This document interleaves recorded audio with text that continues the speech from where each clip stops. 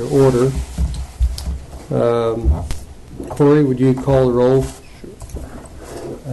Lale, not here. Turner's not here. Kinsey. Here.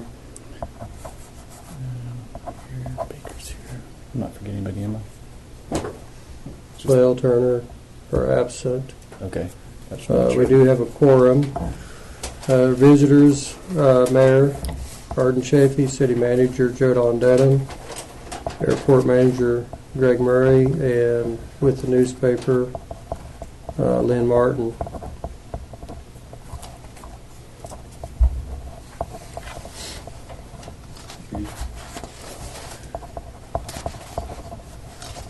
The next item would be to approve or disapprove last month's minutes. I move we accept the minutes from the last meeting. Second.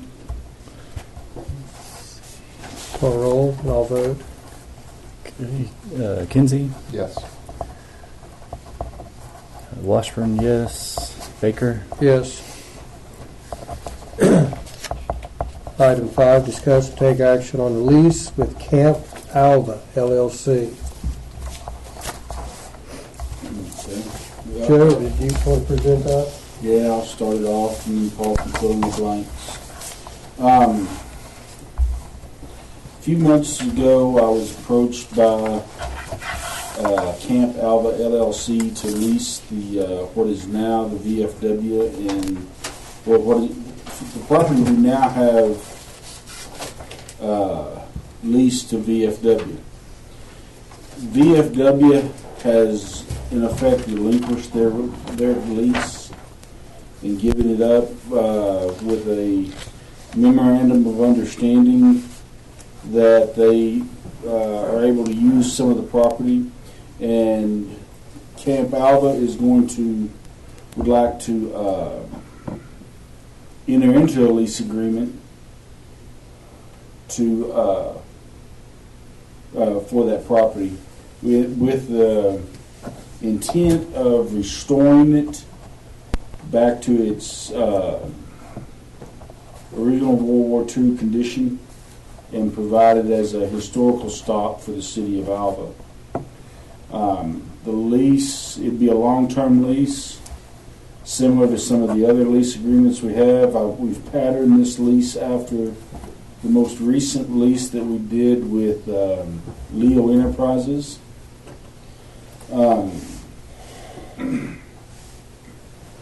The one thing I was looking for and I have circulated the lease to both the city attorney and Camp Alva and have received no objections to it. There is one addition to the lease that I think I sent Camp Alva, and I was looking for it on my notes, that the city needs to retain the right of ingress and egress to the sewer lift station located on the south side of Track 2 and any other city utilities located on either tracks 1, 2, or 3. There's actually 3 tracts of land that we're looking at here. And Camp Alva would possibly want to extend that into a 4th at a later date. But I think their intent is to restore the building and the surrounding grounds to World War II conditions as a museum of sorts for the prisoner of war camp that is located here. Paul, have I missed anything? No, I thought I read in the lease that that you did reserve the right for egress and ingress to water and sewer. Well, I put that in there. I know I put it in there, and I thought I sent it to you, but I don't see it on my copy. But I'm pretty sure What went out to the board. Was my concern. I was looking for it. I thought I read it in this copy, but I could be wrong. For those of you, this is the only map I could find off quick. For those of you that are curious, here's This is the VFW building right here. And yeah, that's VFW building right here. And what we're talking about, tracks 1, 2, and 3 are these 3 tracks right here. And that's the VFW baseball field. That's where the VFW home is with this land over here. That's where the chimney is, and then this is what they refer to as the old soccer field. So that's a better picture right there, like that. And what we want to do eventually is square this out to where we would acquire this piece of property here as well. And discussions with Joe Don, since we didn't have an immediate need for this, for the growth, was let the current agriculture lease expire, which has, I think, approximately 2 years left to go on it. And that time before it renews, then we bring surveyors in, mark this off, and break that out, and then renew, then send the agriculture lease out for rebid, rather than getting all that mixed up.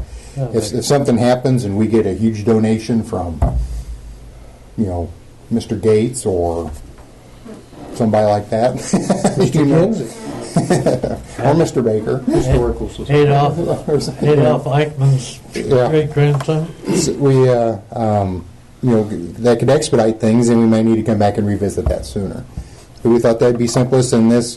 Plus, we already knew how these leases were written with the descriptions, and this could get us off and going because we need this piece in order to get things going, in order to start. And our 501c3s in progress in this, but we have people waiting, believe it or not, with donations ready to start and get this ball rolling. And at this point, I have no need to take donations because I have nothing to show them. And so, And the ball diamond will stay intact? yes. There's a number of people who's serving on this committee who've put significant investment into the ball diamond, and they like to see it stay intact. And it is known as VFW Field. And just to kind of project out a little bit some of the thoughts that have gone into this, over here in this area, we would like to build a set of replica barracks, for example, to show what daily life was for the POWs that people could visit, but have them functional as well, as so when we have, if there are, let's say maybe a group wants to have a seminar, wants to rent the officers club for a purpose, because it'll have a kitchen facility in it just like it did originally, well, with modern appliances meeting city codes. But they'd be able to use it for serving meals and things of that nature. If they want to rent that and have an event, if people were coming into town and wanted to be able to stay nearby, they could actually stay in the barracks over there. If the VFW field, I think it's the what baseball team? The Cardinals was having a tournament. They could house visiting baseball teams there, and so that's part of the plan for sustaining the facility as far as revenue, to help meet expenses and things of that nature. And then like we had another individual who's expressed an interest in replicating one of the original guard towers, and some things of that. But it is for preserving area history, military history, local soldiers who went off to battle, not only of the World War II, but Korea War, Vietnam, the Gulf War, Iraqi War, and then tell the story about the POW camp out here. That's a brief synopsis. But Now, of all the POW camps that were in the United States, isn't Alva the only POW camp that still has one of the original structures on the property? According to Dr. Blackburn, it's the only one in Oklahoma. Oh, in Oklahoma. And it's be one of the few, if not the only one in the U.S. of the German POW camps. What's interesting, and I have it in here, but up in Wyoming was they didn't call them a POW. It was kind of like a concentration camp where people of Japanese ancestry were taken, because they were suspicious of them in World War II, and they housed them in there.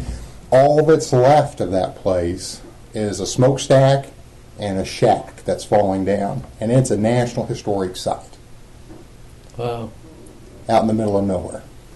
And so, given what we have here, this was, And I have done research at the National Archives. I've collected stuff for years. I mean, I have in writing that this is the most hardcore Nazi camp in the U.S. This is where all the troublemakers for other camps were sent. This is where the Gestapo, the SS, what they considered the incorrigible type prisoners were sent. And so we have that notoriety, which separates us apart. This is where the first 700 troops that were caught off, or the first 700 troops into this camp were from Rommel's Africa Corps, including Rommel's personal driver was sent here, whom I met when he came back in the late 80s for a visit. But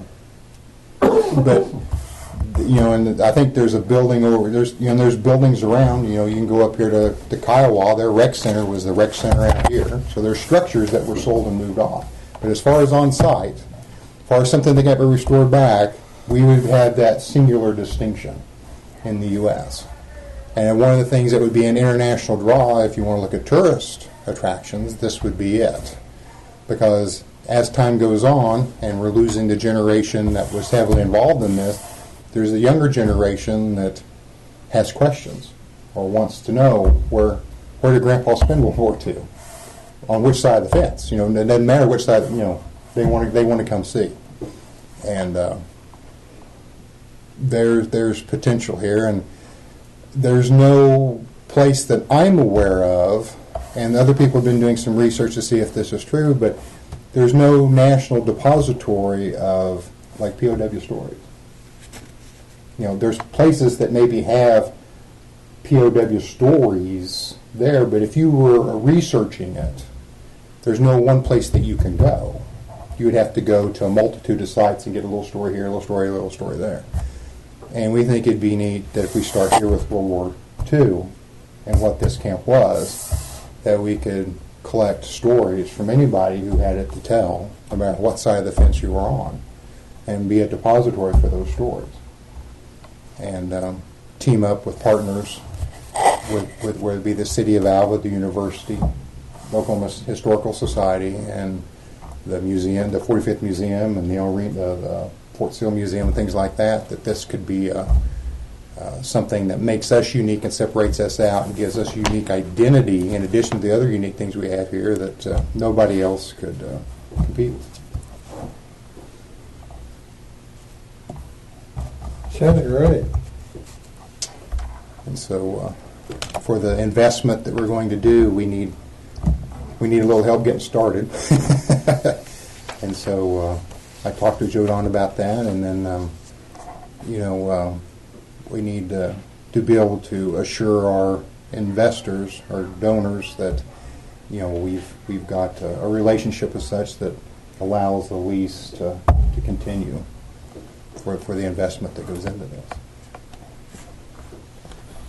Happy to answer any questions. I think if you read the memorandum of understanding that was attached into this, it tells you in there that the mission of Camp Alva is to educate and preserve United States military history in general, and specifically the Alien Enemy Internment Camp Alva, Oklahoma.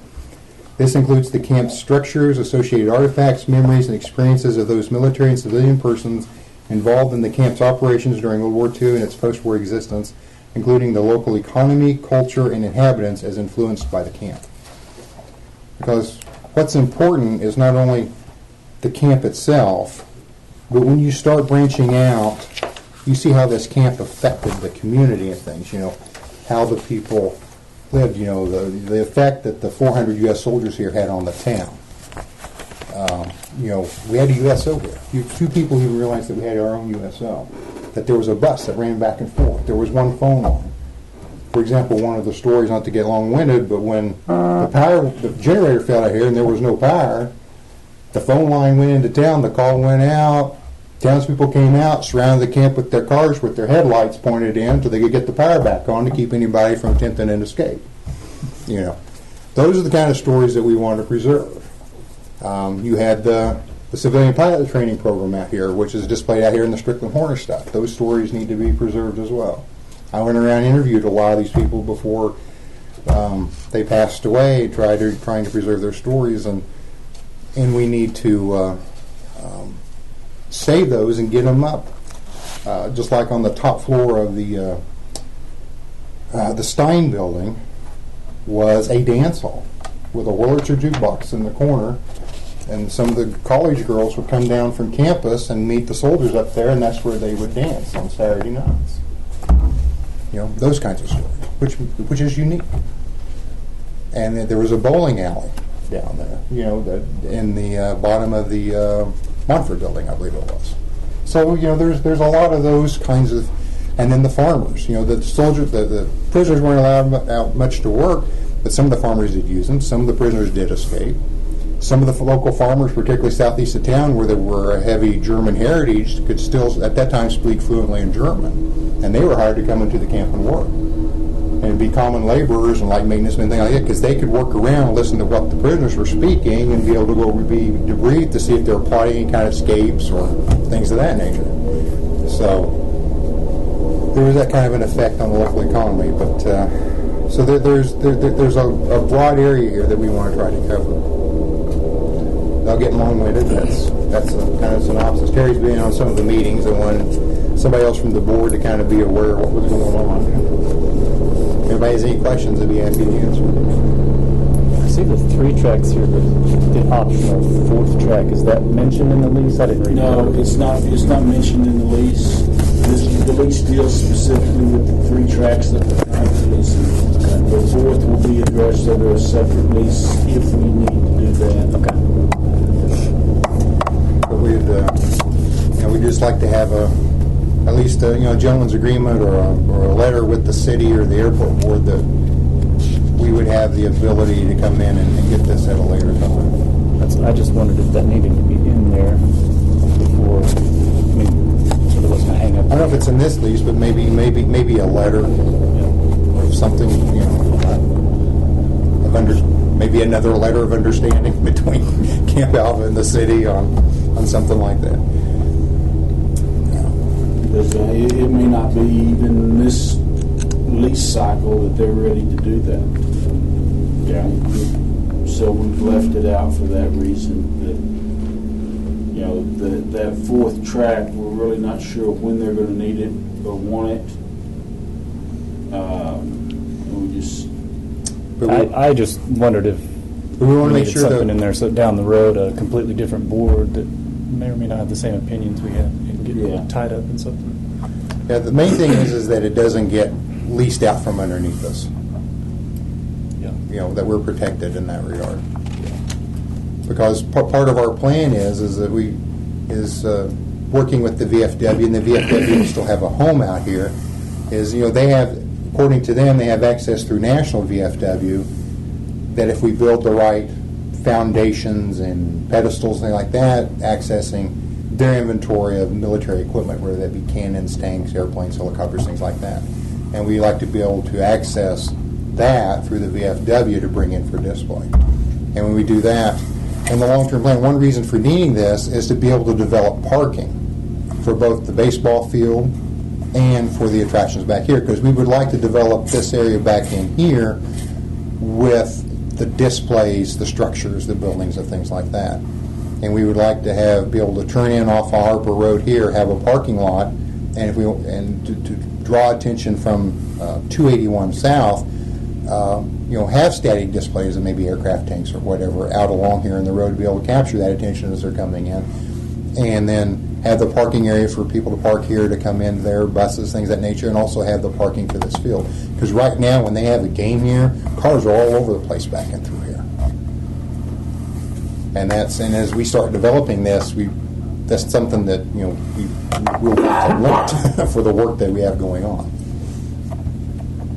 So if there's any way that we could set up an understanding where that doesn't get leased out from underneath us, And one of the other reasons we've left it out is that we don't have a clear legal description of what that 4th track of land would be at this time. And time is kind of of the essence to get the lease. we decided to move forward to try so we can get things off High Center and going with this. But it might settle there is not an urgency associated with this, but there'd be nice to have some element of protection, knowing that that's there either when the agriculture lease ends or when we're ready to move that direction.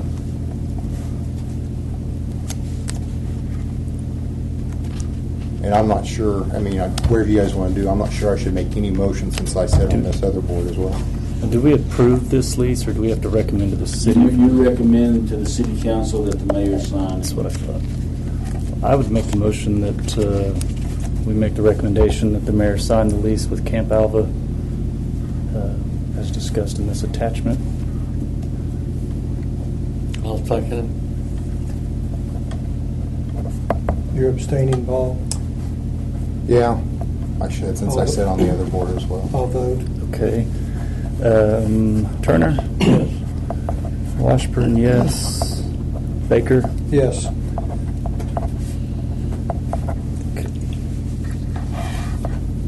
Item 6 is our city council report from our from Gary Lell. He's absent tonight. Does the mayor have anything that we need to know? Well, we have a lot going on. Probably the biggest thing was the Atwood's sewer line was completed and the store is open. Looking at additional annexation. Coming south. I think some of the preliminary surveying has been done. Is that correct, John? Yes, we've got the survey report in, and the total acreage would be looking out, and we're currently looking at right now, coming south out of Alva is about 1,500 acres. Wow. They've got a new ambulance paid for, but not here yet. Well, actually, it was delivered today. There's a few things that is needing to be. Should have drove it out so we can see it. Well, they're still going through some preliminaries as far as getting it stocked and they need to make sure everything's right so the Oklahoma Health Department can come down and bless it before we can start using it. Hopefully we'll be able to start using it by next weekend. All right.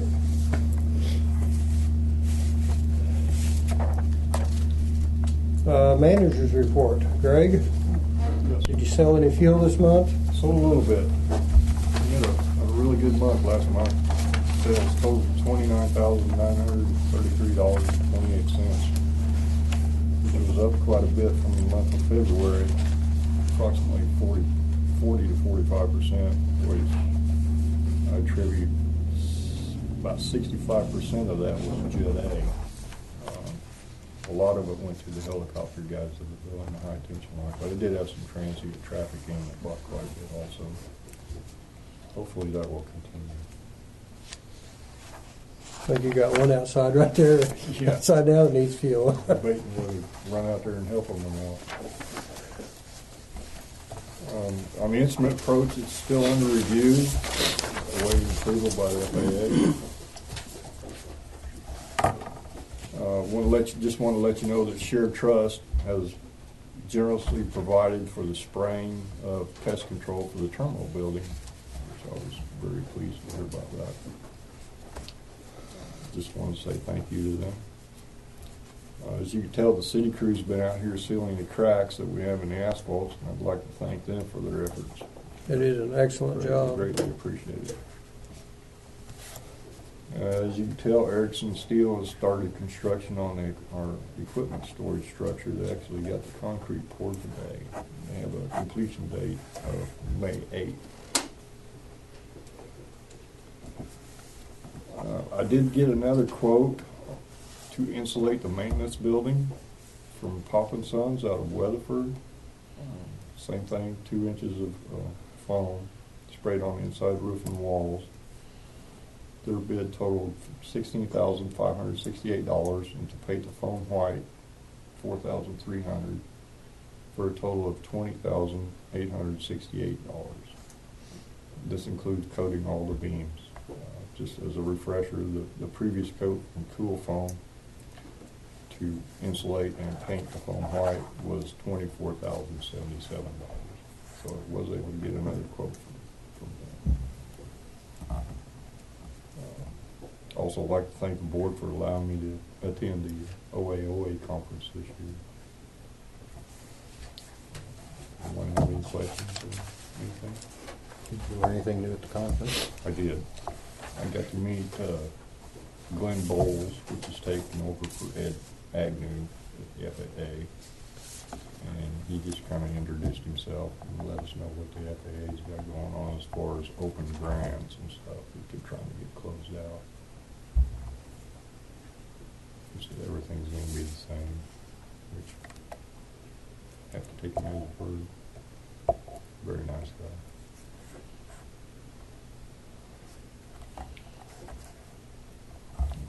They did give a presentation over the Asset 2 report, which has to do with the National Base Aircraft data. So we wanted to push everybody to update those as soon as they can. They actually got, I think, 4 airports that were from Oklahoma that were unclassified that are now classified. One of the main data points they use to classify is they have to have at least 10 based aircraft to classify into this new asset report. They got a few, but there are some airports that have no based aircraft, and they don't know how to classify. They're going to lose all their money. Yeah. I got a call They from don't know how to classify, and if they're not classified, they won't get any FAA funds.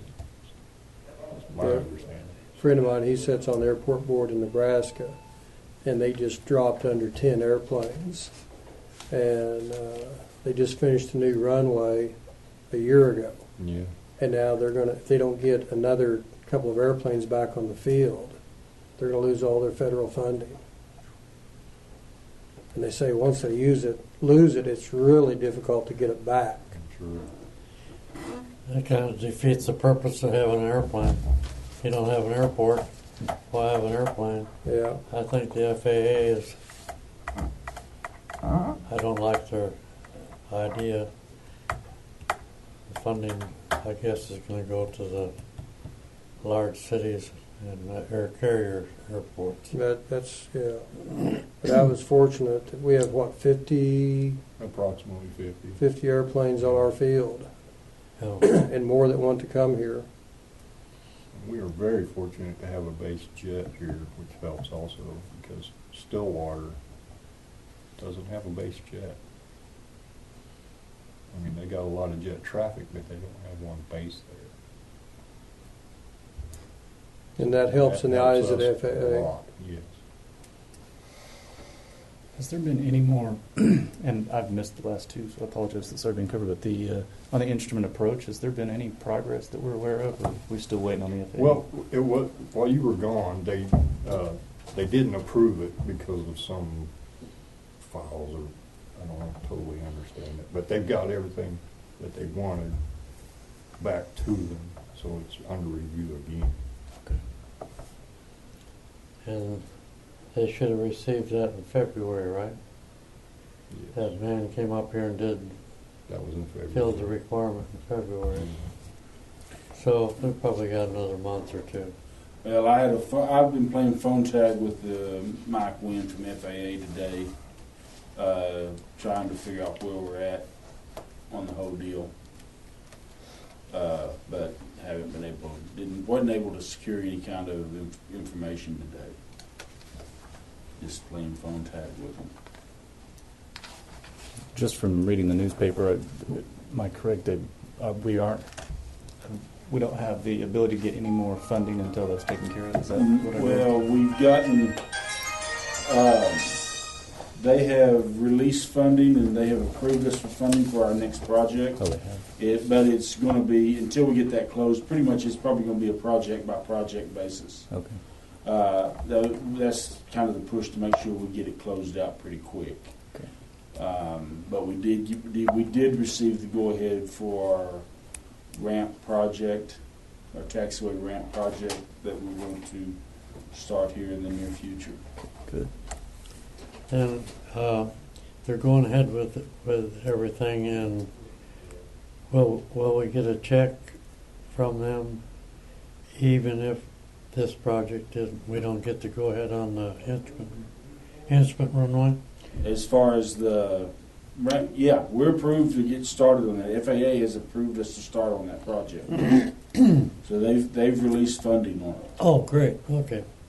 Yeah, they're not holding any funding on that. They've released the project for the design phase of it, and we're scheduled to move forward. Good. They're in a little bit of a situation there because the FAA is the one that's drug their feet on our runway, not this board and not the city. And at the same time, they're saying that we can't give you money till you finish something. Well, we're not the problem. They've been the problem. Well, and that was our argument to them at the last letter that I wrote to them, was that we have given you everything that you've asked for to this point, and whereas honestly some of it may not have been as timely as it could have been or should have been, you do have everything now, and it's in your hands to move it forward, not ours. Over the past year or so, we've worked diligently to make sure that they've got all the information that they need.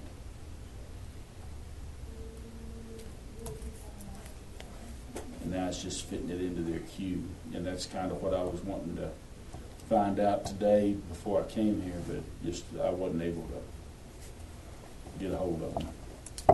And Joe Don has been the squeaky wheel, and this board's been the squeaky wheel, and it is slowly getting oiled, isn't it? Yeah.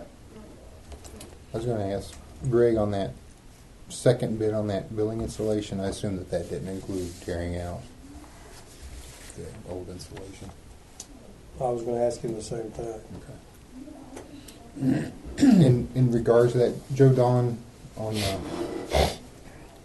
I'd have to dig back in my files, but on the statement of revenue and expenses that the city provides us in our packets, I don't get we used to get like what was budgeted, a budgeted column on one side. Okay, then they're just printing out the wrong form then. We get this month and year to date, Okay. which is fine.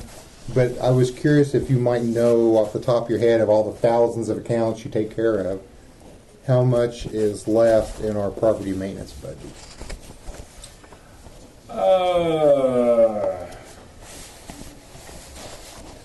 Because I don't remember how much we put in there to begin with. Year to date, it looks like we spent $14,000.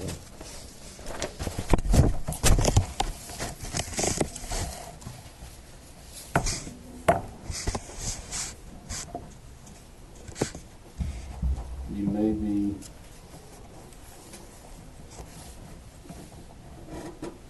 luck that I may have that.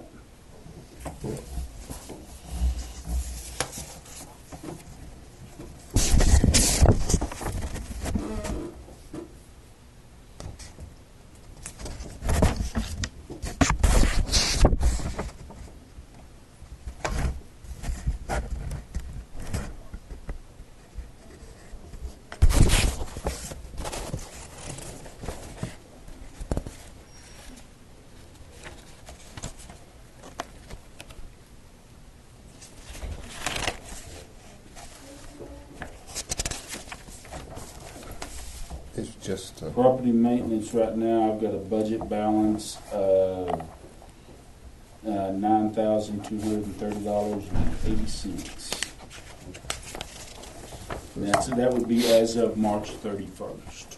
okay.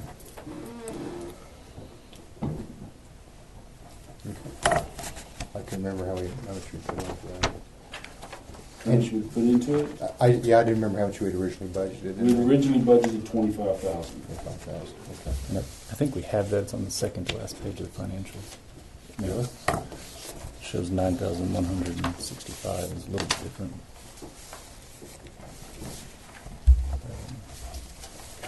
It's one going the other way. It's printed landscape. Maybe I missed it. I thought all those were just bills.